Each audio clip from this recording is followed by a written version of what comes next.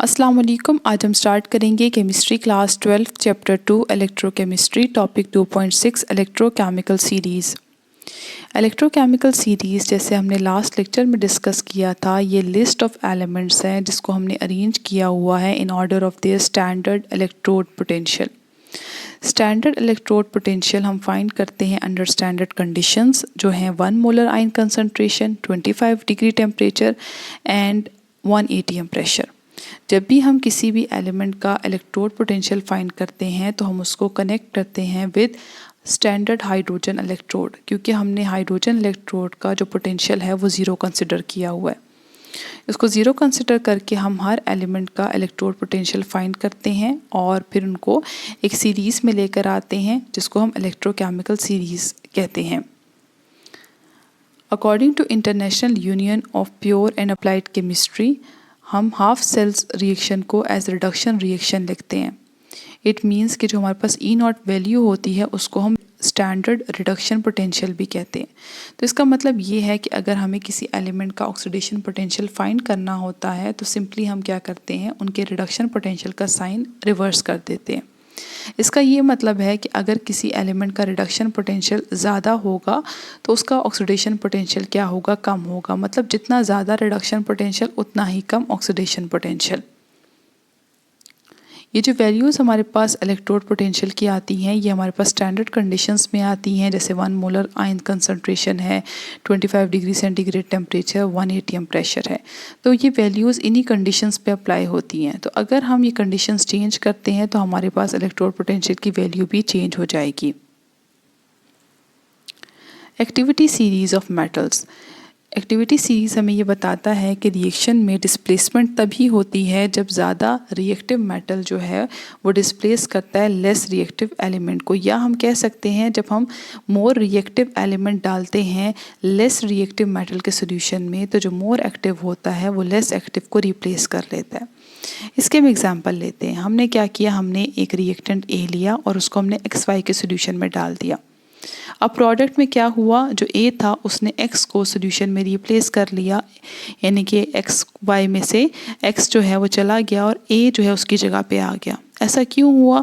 क्योंकि A जो था वो ज़्यादा एक्टिव था।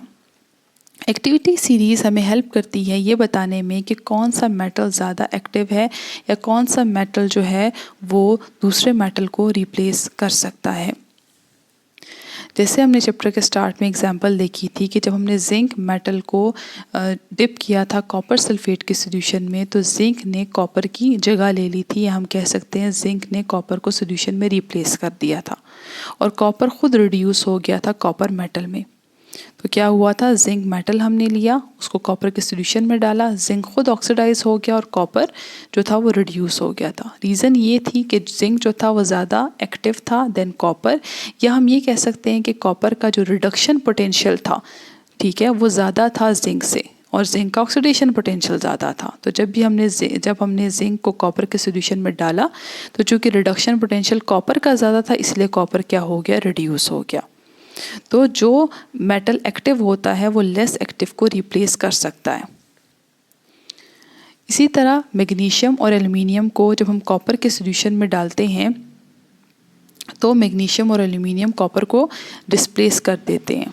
रीज़न ये होती है कि मैग्नीशियम और एल्युमिनियम जो है वो कॉपर के कंपैरेटिवली ज़्यादा एक्टिव हैं, लेकिन सिल्वर जो है वो कॉपर को रिप्लेस नहीं करता क्योंकि कॉपर की रिएक्टिविटी लेवल क्या है, कम है। इसी तरह सोडियम और पोटेशियम जो है वो हाइड्रोजन को डिस्प्लेस करता है लेकिन कॉपर और सिल्वर नहीं कर सकता क्योंकि वो लेस रिएक्टिव मेटल्स हैं। तो एक्टिविटी सीरीज़ में हमने बेसिकली जो मेटल्स हैं उनको रैंक किया होता है on the basis of the ease of oxidation. इसका मतलब वो मेटल जो ऊपर होता है उसकी ईज़ ऑफ ऑक्सीडेशन ज़्यादा है, इट मीन्स कि वो ज़्यादा ईजीली इलेक्ट्रॉन को लूज़ कर सकता है एज़ कम्पेयर टू एलिमेंट जो उसके नीचे प्रेजेंट है। तो एलिमेंट को हमने जितने भी एक्टिविटी सीरीज़ में हैं उनको हमने अरेंज किया हुआ in decreasing order of activity. इसका मतलब है कि जो वो मेटल जो एक्टिविटी सीरीज़ में ऊपर होता है उसकी एक्टिविटी ज़्यादा होती है, वो ज़्यादा रिएक्टिव होता है, वो ईजीली इलेक्ट्रॉन दे सकता है उस एलिमेंट को जो उसके नीचे प्रेजेंट होता है। ये हमारे पास एक्टिविटी सीरीज़ है कुछ कॉमन मेटल्स की, जो यहाँ से स्टार्ट होके यहाँ पे एंड हो रही है। तो जो सबसे ऊपर होता है उसकी रिएक्टिविटी सबसे ज़्यादा होती है, तो हमने उनको ग्रुपिंग कर दी है उनकी।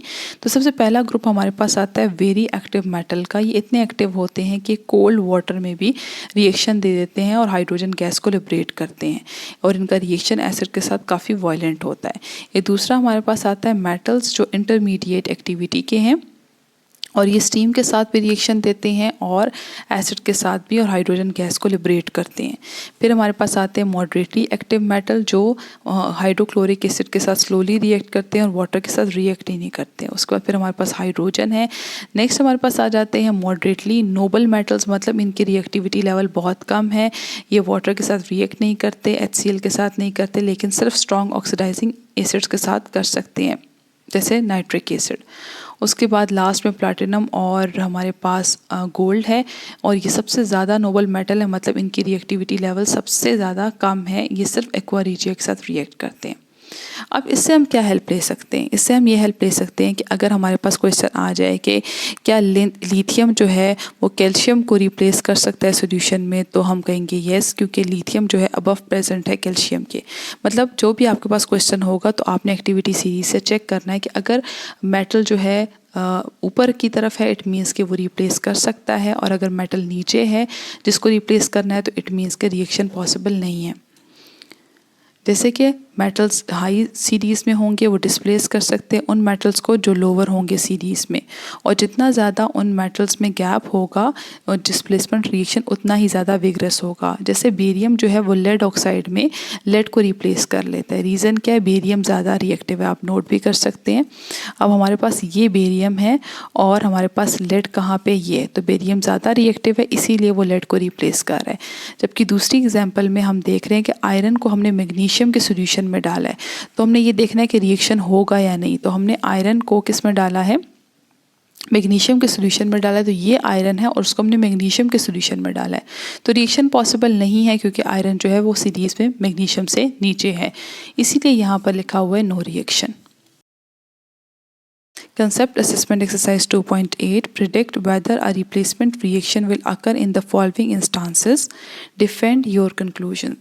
तो जैसे हम लोगों ने अभी ये क्वेश्चन सॉल्व किए थे, एग्जाम्पल सॉल्व की थी, इसी तरह हमने इनको भी सॉल्व करना है।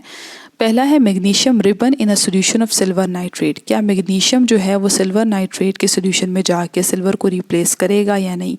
ये डिपेंड करता है मैग्नीशियम की position in the activity series. अगर मैग्नीशियम सिल्वर से ऊपर प्रेजेंट है एक्टिविटी सीरीज़ में तो ये रिएक्शन पॉसिबल होगा।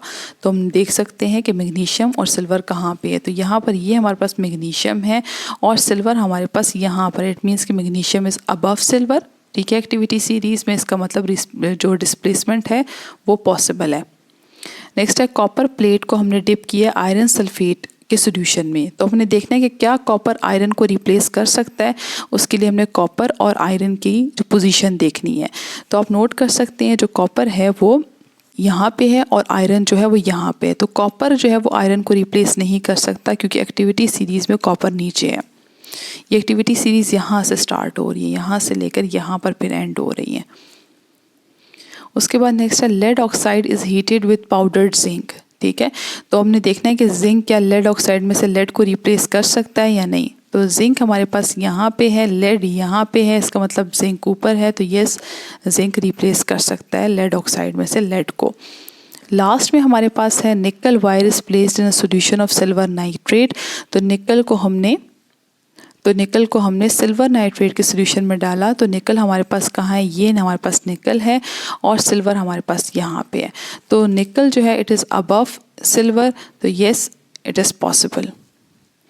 आई होप कि आपको ये टॉपिक समझ में आ गया होगा। Thank you so much. अल्लाह हाफिज़।